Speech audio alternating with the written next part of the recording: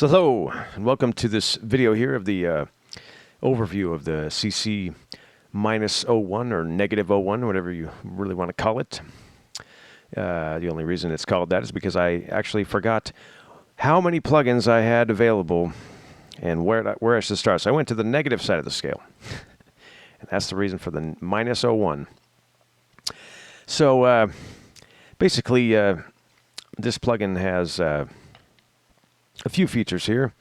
It's got peak following. It has 7-band EQ. It has saturation. It has volume response curve types in 3 different areas. And it has wet dry, it has saturation blend, and it has RMS to peak following blend.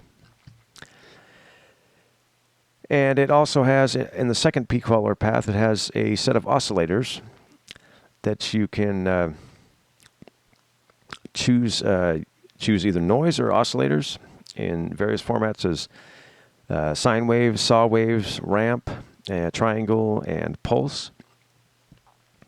And you can basically set a frequency and play an oscillator wave in the side chain in the peak detector's path. And it uses that to, as far as I understand, it uses that to modulate the volume of a VCA that's placed after peak follower 1, which follows the main signal, and it allows you to change the attack and decay of your main signal.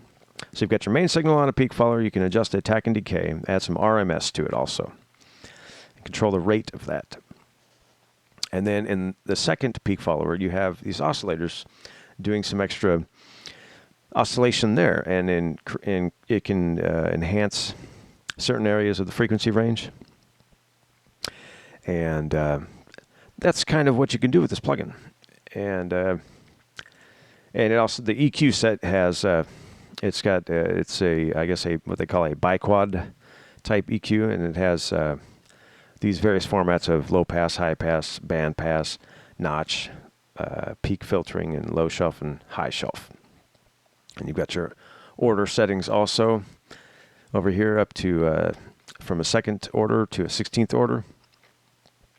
And it also has this thing here called a Non-EQd Makeup, which I have dubbed that. And it basically is a makeup of the signal. It subtracts the EQ'd signal from the signal right before it. And so if you like high pass a signal or low pass, you get rid of all that stuff, from the top or the bottom.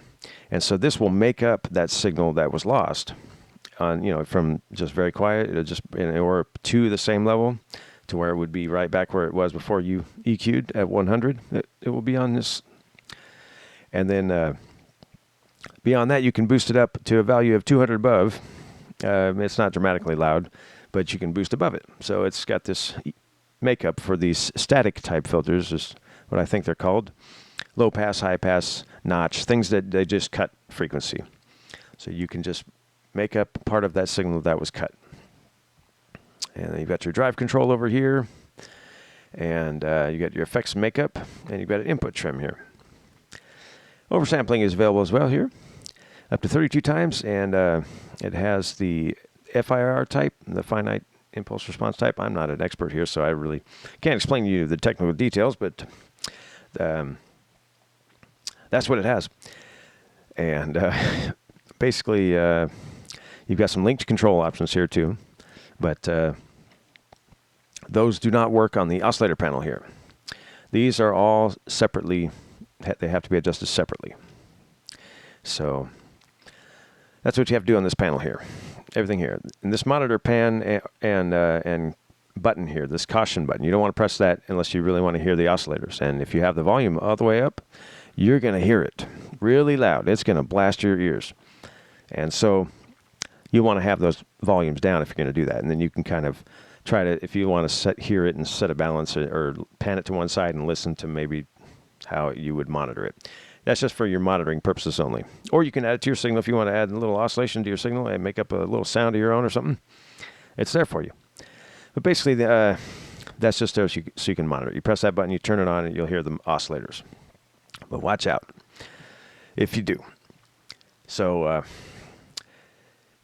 basically, I've got these things cranked up all the way here, and it's kind of doing a little bit here. And I'm noticing on this instance of it, I prepared for this video, which was sort of unprepared actually. It's not doing as much as I want it to, but the earlier instance of it is totally noticeable. And so I don't know what I've got really set wrong here, but it's not showing up like I want it to. But I'll show you. Well, I actually don't have a setup to show you on that on this video. Shoot. Maybe I should redo this. Let's see if I can make this work here. I'll go over a few other things first, though. We'll come back to this. And I can already see this video is going to be a little longer than I want it to, but I'm trying to be quick here. Go over it for you all so you can learn a little something here. It's not going to happen, though. So what we have here, let's see. We'll go over this. We'll go over the response curve differences. I'll show you the difference in those. See, these are the main signal, your first peak followers response curves. And so regardless of whether you use the peak followers, these are going to change the response curve of the signal. And I'm no expert, so I can't really explain exactly how, but it's a volume response as far as I understood, but it's actually a signal response too in this instance, the way I've implemented it. I don't know if it's always like this. I think it is actually, because it changes the response curve of the signal apparently. And so it can enhance certain parts. It has a certain attack and decay to it, it seems, when you listen into it. That's what I hear. So you can change these. This is for, these are, I believe these are linked. Actually, I might be wrong. I might have forgotten that these might not be linked. I think they are, though. I think I linked these. It should work. And so you can change the response curves here for this first peak follower. This is your main signal going through your audio. So, and back over here on the oscillator panel, you have response curves for the oscillators themselves. This is the oscillator sound coming out, and this is the response curve of that. There's a volume, right out of the oscillator. It sends the signal out, and then it has a volume right there, and this is the response curve of that volume. And so then that volume of signal, the signal with this volume, is passed over to the peak follower number 2, and this is the response curve of that in the main signal path, right after this first set of peak followers. So if you're listening to the main signal path, it's this peak followers, response curve to this one right here. This one comes right after it, and this is in the side chain right before it, to the peak following of it. So I will replay this example, and we'll listen to the response curves change as I change the values here. So here we go.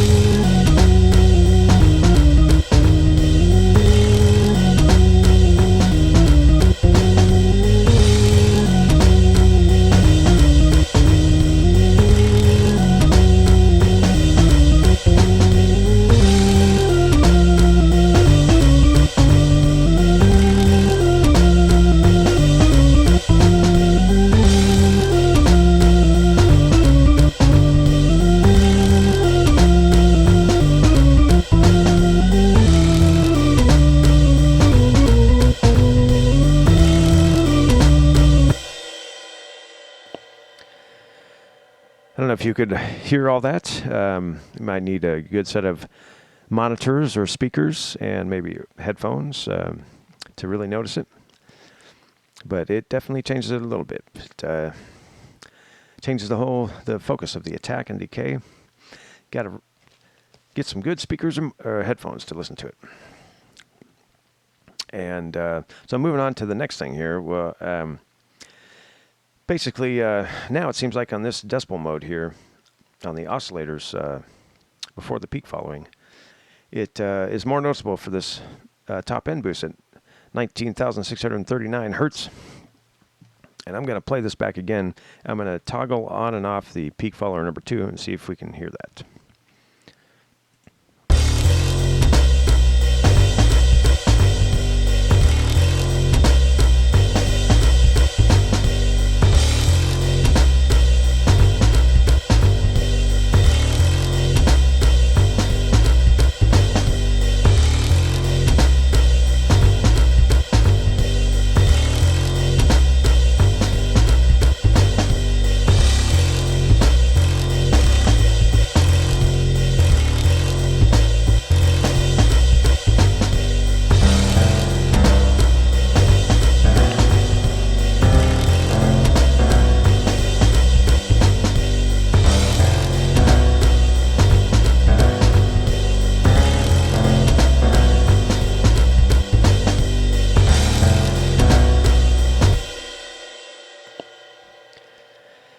It's there a little bit. I hear it a little bit. It's because it's very high up in the register there. It just adds a little bit of air to it. To me, it's more noticeable in the first instance that I have in the plugin or in the project here. But like I said before, I didn't set it up to be in this video here, so I really don't have time for it. But what I will show you here is we'll lower the frequency here of the sine waves to maybe around 6,000 or something, and we'll see what that does. But we don't want to when you're I'm sorry, never mind. Let me go back to this part, because when you're in left-right mode, if you have these frequencies exactly the same, I think it messes up a little bit because they're in mono. And so it tends to, oh no, I'm sorry, I'm messing this up. I think that's when you're in mid-side mode. I don't recall, actually. It might have an effect, though. You're supposed to have the oscillator waves a little away from each other because they're in mono mode. And so when it tries to decode the stereo signal, it messes it up, and it doesn't, it goes to one side more. So basically, if I set this to about 16,000 here and 19,000, maybe we'll hear a little better difference here. I'll try it again.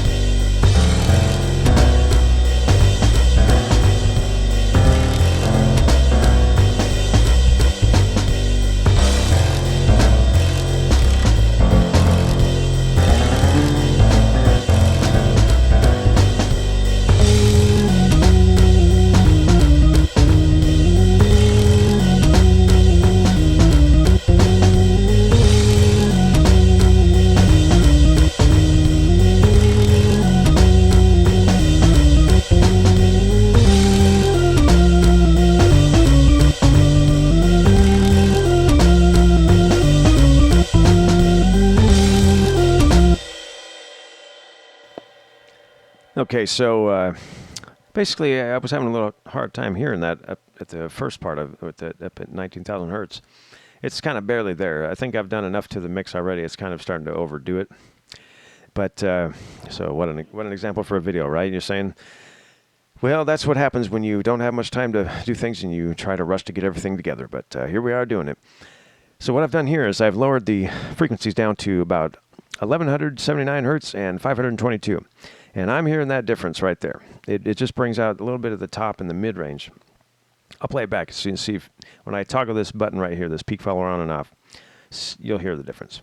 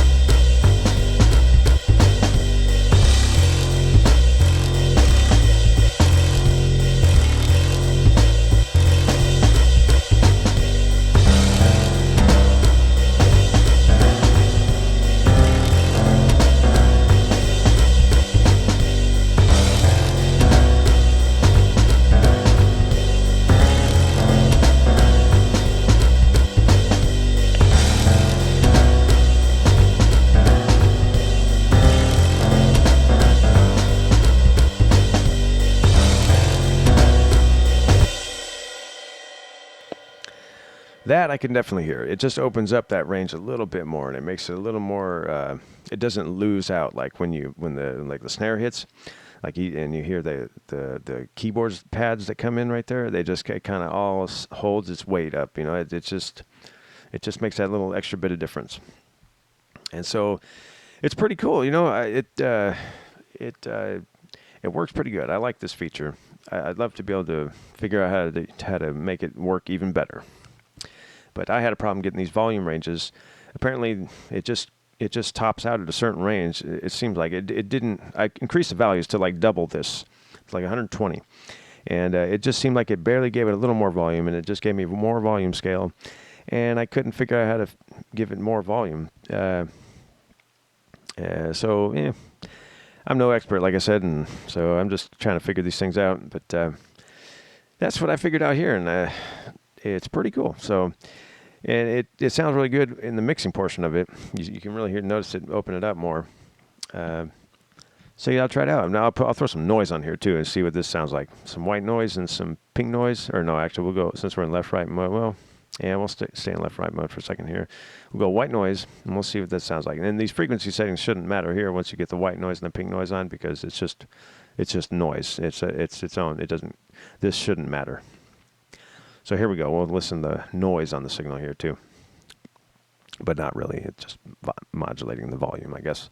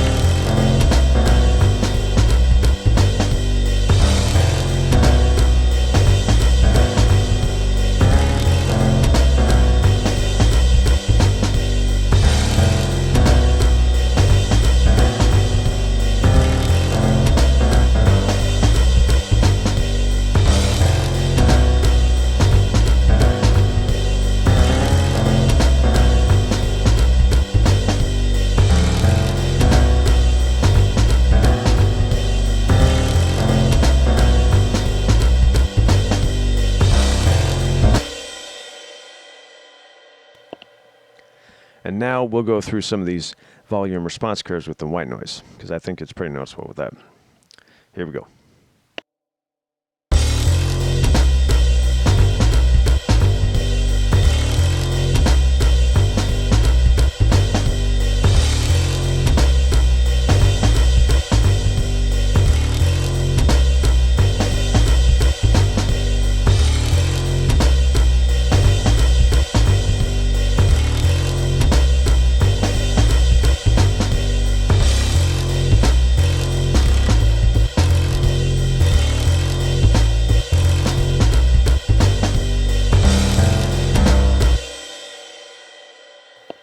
Also, I've toggled off the link controls and put it in a mid-side mode, and we'll hear the difference between the sound there. It's actually a big difference when you put it in, you put the oscillation on just full left-right mode versus mid-side mode. It's pretty cool and play around with that, and makes a big difference. Here we go.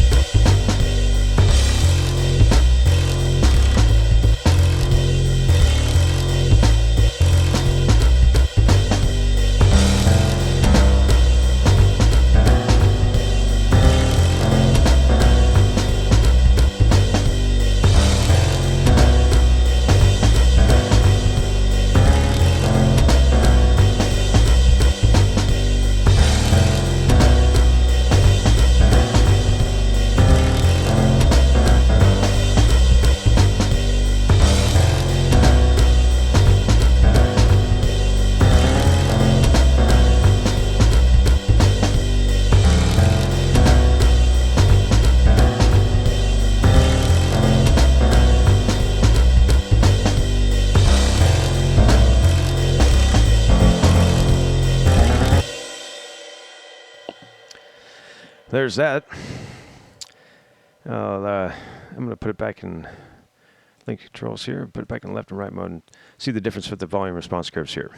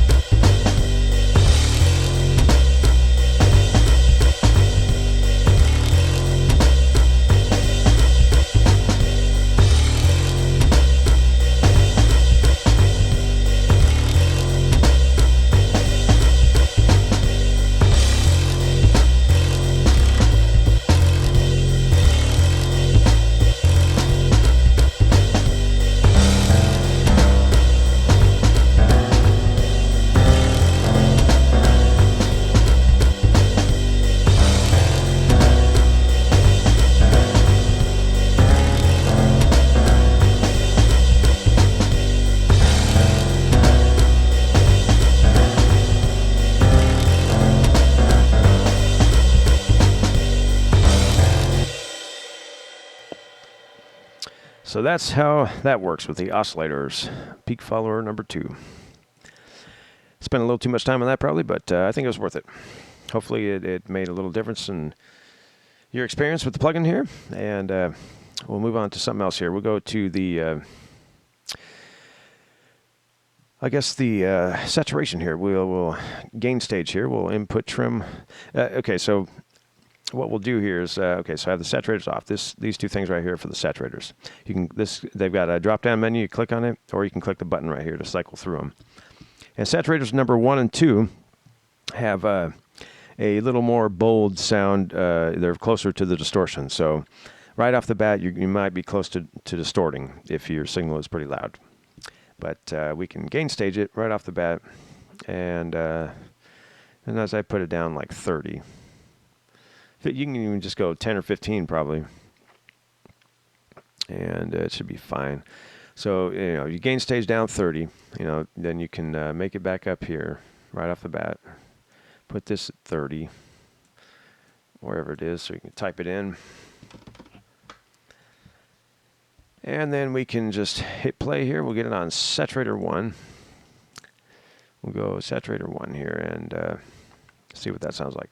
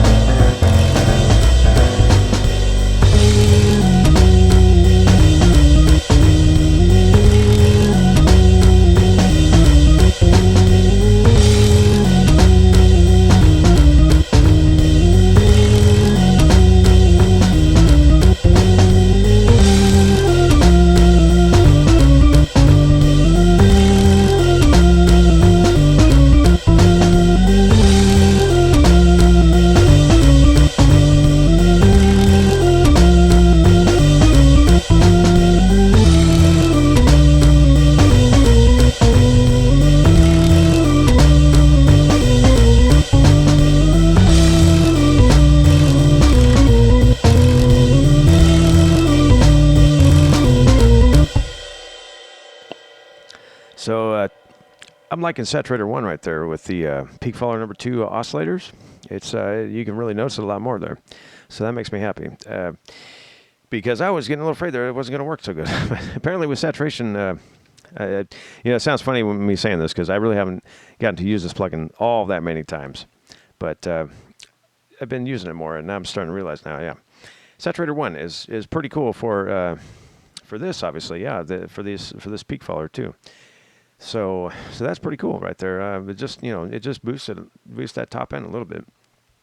It adds some clarity to it, and and you can shift the frequency focus too a little bit as you move if you use the sine waves. Excuse me, up in the 1K to 4K range, or maybe even 6K. I noticed on the piano I did an adjustment there, and it really shifted the frequency focus. So like a lot of the low mids where it has the boxiness, it went away like right away. Like just by applying that to the piano, it almost just shifted the focus over towards that way. So that way the low mids were just kind of solved already. You didn't have to really necessarily cut the boxiness out. So that was pretty cool. So with that's Saturator 1 and 2. We'll try Saturator 3 now. And I like that one a lot. And with Saturator 3, at the without cutting the gain and the input trim, if you just leave it at 0, you can pretty much get like a pretty good signal. With a signal level that's maybe, I don't know, anywhere from 18 to maybe 6 dB. I can't really recall. It was a pretty average signal level where I set it. So it's not bad. So we'll hear that one.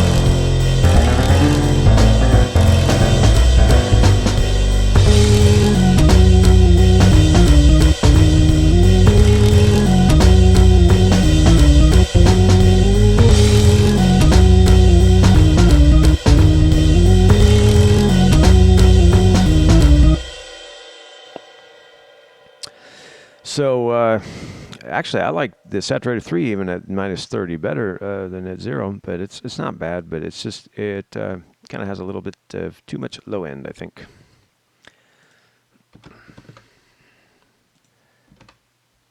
Oops.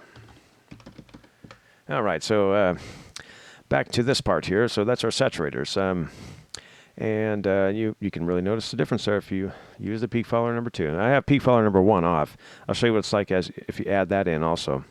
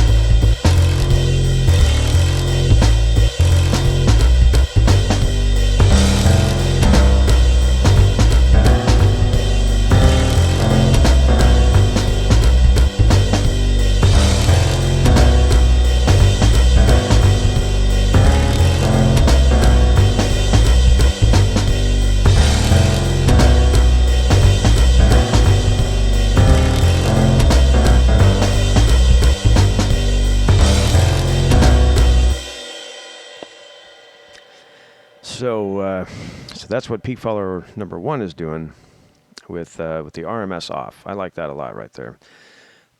When I loaded this project up, it didn't sound so good with both peak followers, but now the way I've set it, it's sounding pretty good. And this rate control makes a big difference if you're using the RMS.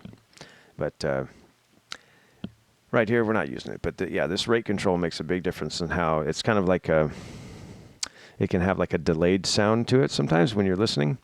It sounds like if you can focus in. Sometimes you'll hear the attack of the signal more. When you adjust the rate control, you'll find the sweet spot on it, and it varies as you're using it, and especially if you're using multiple instances of it. You'll notice it. So that's peak follower number 1, and some other things we can do with this plugin are the EQ section here with this Non-EQd Makeup. I'm going to show you how to do that with some with a high pass and low pass. We're going to take EQ band number 1. We're going to put a high pass on it, and we're going to high pass all the way up to. We're going to high pass up to like 7 or 800 here, something like that, 742 or something. And then we're going to take this Non-EQd Makeup, and I'm going to put it. So 100 should be null.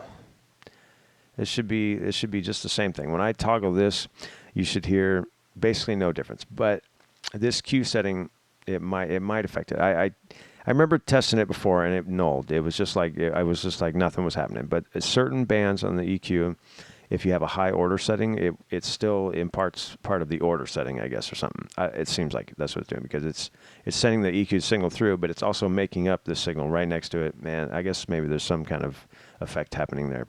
That's what I noticed in testing, but I haven't necessarily noticed it in the plugin version. So it might have just been in the testing phase that I noticed it. So I have yet to see it again, but we'll see. Here we go.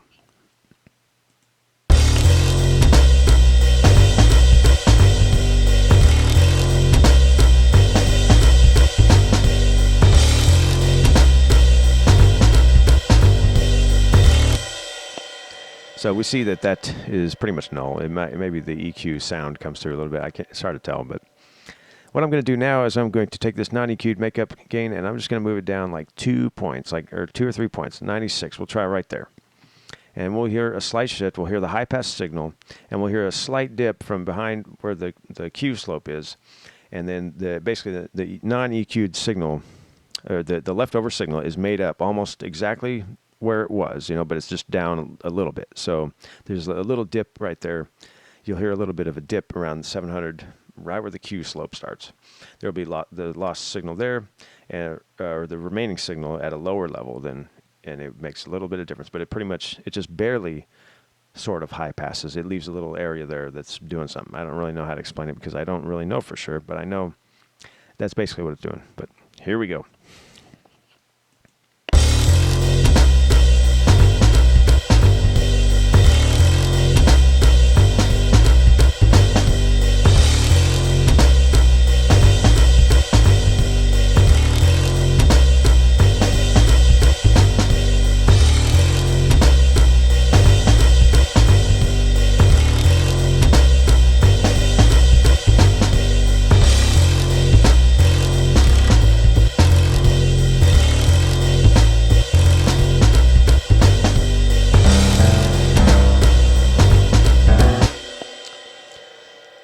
That's a very subtle way to use that effect, and it sort of dips out a little bit around there, around the high pass. So it's a little different, unique type of filtering there.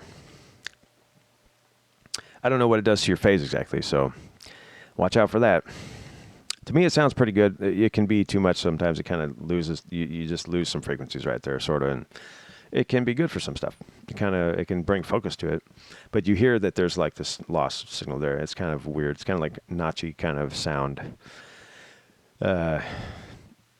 It can be too much, I guess. So what we'll do here is we'll lower this Non-EQd Makeup down more, and I'll just get blended in so you can hear the difference there, and then I'll boost it above it. You can hear that. Here we go.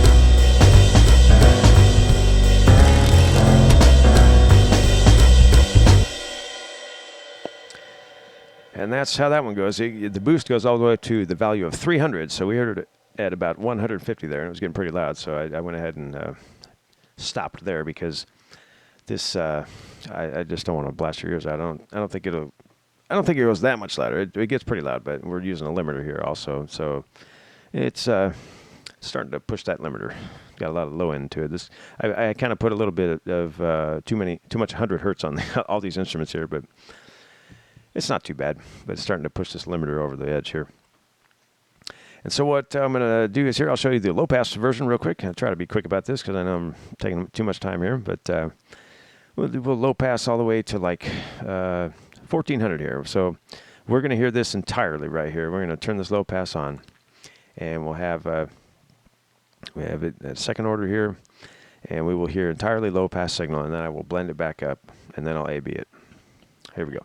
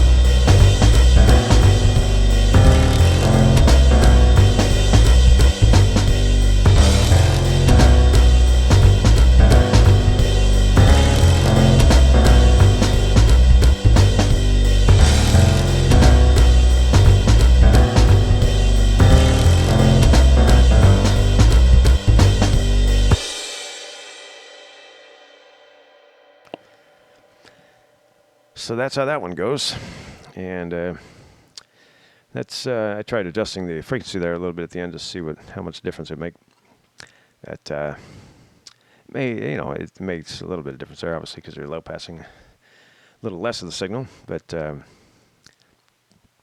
guess we'll move on to the next thing here, which is well, we could try the. Well, you can also use these left mid EQs and right side EQs features over here. That's what these stand for, LMeqs and RSeqs. So we can put these high pass and low passes back in here and you can use them all together. You can use all these non-EQd makeup gains. That is, if we have these on, see the other thing about this feature is that this feature, each band, okay, you have band 1, left and mid, band 1, right and side, and so.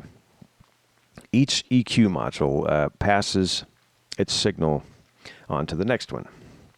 And so once you've EQ'd your signal, so it's sending that EQ'd signal out to subtract it, and you get this leftover signal. And so as both the signals get passed on to the next EQ module. So each next band of the EQ, so when you're left mid mode, your next band of left mid is going to have your EQ'd signal like it would normally, but it's also going to have this non-EQ'd makeup if you use it.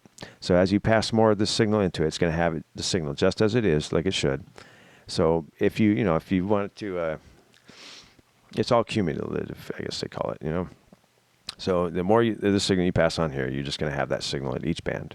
So that's how that works. So and then also you use these LMeqs and right side EQs to do the same thing on the whole EQ process. So it takes all the EQ signals and it subtracts those from the signal before any EQs. And so that will do the same process, but using all the EQs. That way you don't have to pass each one to the next EQ band. So we'll try that out right now and hear how it sounds.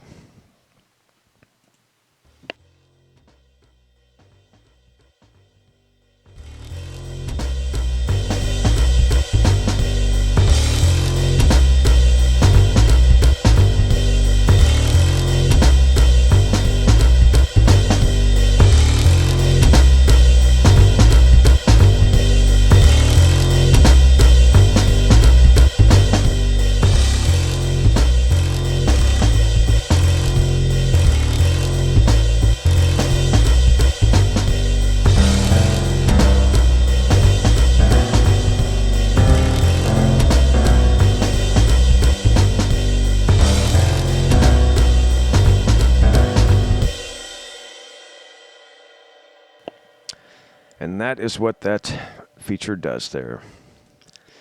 So it's there to have fun with there, I guess. I just figured it would sound cool, and I'm figuring out how it sounds. So this is all new to me. So have fun with that feature. Excuse me. Yeah, so basically where we're at here is we have some EQ going, band shelves, and a little saturation going, and we also have saturation blend control. So let's try those out here, and you can see what that sounds like.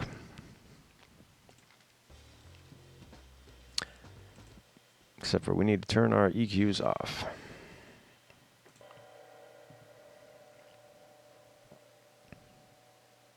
Here we go.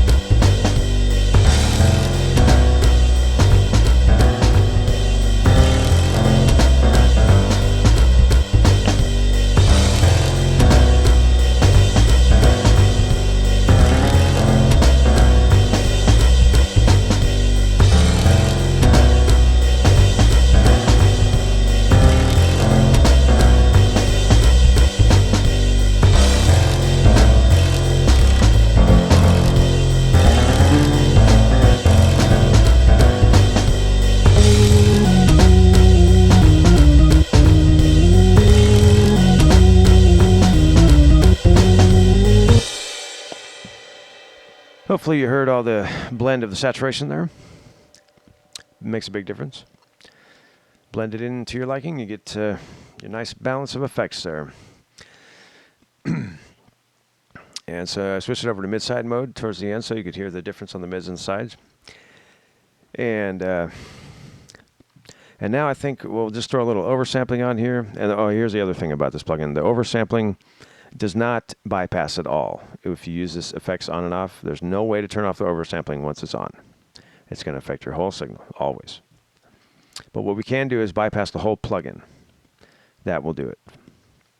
And you might hear some clicking artifacts when you do it. That just tends to happen if it's playing, and it's because it's oversampling. It's a big process or something for it. But you'll hear some clicking artifacts. And I don't think you can automate the oversampling either. Just so you know. And we'll try bypassing the whole plugin to see what we've done here.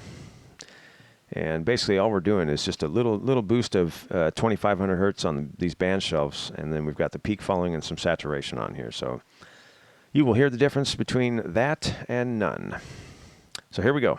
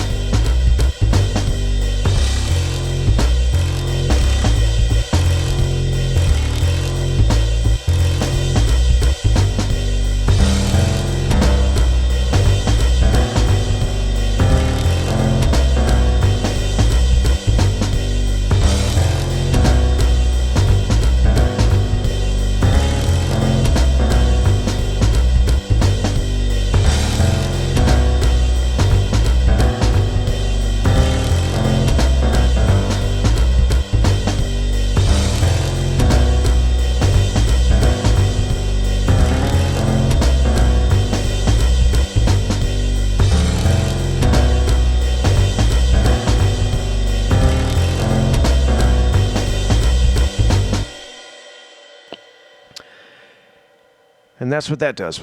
I'll try the oversampling also for you here. We'll put it on 4 times oversampling with this F mode here. I believe that's the FIR medium. Here we go.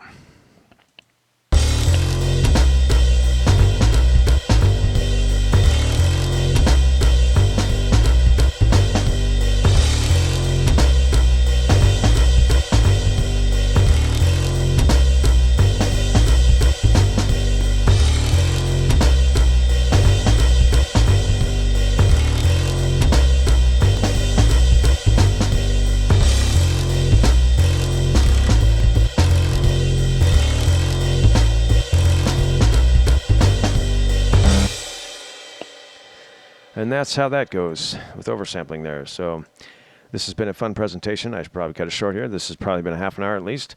That's about it. That's all I pretty much can show you on this for now. Besides this wet-dry function, we can try that out, and I will just play the rest of the whole song through, and I'll do a little adjustments. I'll show you maybe some of these EQ bands also. Do a little boosts and cuts with those as we do it. Oh, actually, no, I did want to show you one other thing here with this. Before I do this, we're going to go to this drums right here. We're going to go with these. We're going to toggle this on and off so you can hear the difference of what this peak follower number 1 can do. And we'll just toggle the whole thing too. Basically, I'm just using the Saturator 3 on here and some curves on it, and some sine waves and pink noise. And you'll hear the difference in the sound. I've got 3 plugins on each track here. So the drums have 3 plugins here of this plugin. And I have actually 4 plugins on the MasterBus doing some stuff. And so I'll toggle this one off, and then we'll go to the MasterBus actually, and I'll toggle the MasterBus ones on and off. And I just add them in so you can hear the difference that it's making. And so here we go.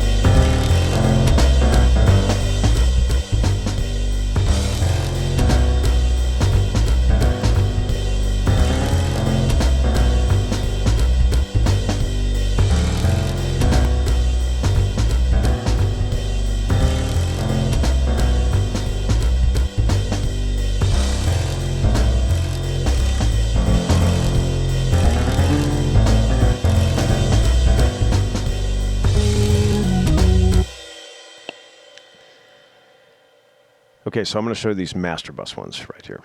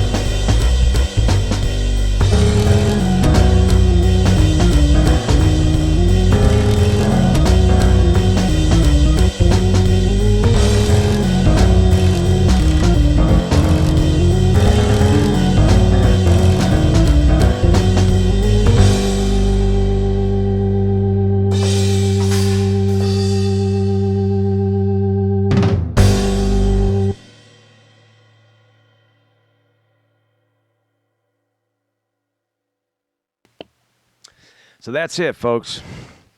Sorry for the lengthy video here. I just wanted to make sure I tried to cover what it is to use this plugin. A lot of you can probably figure it out for yourselves. And I tried to be as quick as possible here, but this is it takes a little more time than you think sometimes. So sorry for that, and hopefully it's informative enough for you. And maybe I'll try to do a shorter version where I just do some stuff or something. We'll see. All right, well, you all have a great day here, and enjoy the plugin. It's absolutely free. It's part of the KVR Developer Challenge 2021. And my name is Christopher Carmichael. Most people call me Chris. And this video is not a paid promotion. Any trademarks or copyrights featured are the property of their respective owners, and no affiliation with or endorsement by them has been implied. And all Microsoft fonts are used with permission from Microsoft. And the font called Alito Bold is a trademark and copyright of Summitsoft Corporation. And this plugin was made with the Synthetic program. And it is a 64-bit Windows VST3 plugin. And you can get it right now at kvraudio.com /developer/Christopher-Carmichael.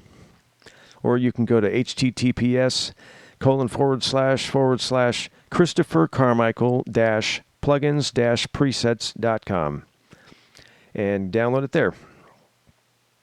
And you can vote for all the entries in the KVR Developer Challenge. There's like 37 entries or something. And you can download all the plugins and vote for them. And there's prizes for the winners. And but you have to have a KVR account in order to do it. So you have to sign up for an account at their website. And there's rules for that. You just go to the bottom of there's a developer challenge page there. I don't remember the address of it, but you go to the very bottom of that page and it says show hide rules. There's like a little blue link or something. You click on that and it's got all the rules. You go down to the voting section and it shows the requirements for what it takes to vote. You have to have been a member and like post it on their forum and stuff or something. So check that out for yourselves. Go to www.kvraudio.com and you can check out all the rules and all that stuff. And regardless, you can get yourself a copy of this plugin, the CC-01. This is version 1 of it, but it's free. So have fun with that, folks. And see you in the next video. You can like this video if you want. Subscribe to my channel or channels. There's links to my channels on my page there. This is Life with... I think this video is going to be featured on the Life with Plugins and Gear channel. That's what my plan is. But I have a couple other channels called Christopher Carmichael, Cosm Seeker, and Unto Atmospheres. Check them all out. I need subscribers, folks. It'd be great if you could subscribe if you like my content. It shows YouTube that you love me. Or something to that effect. So check it out, folks, and have a great day.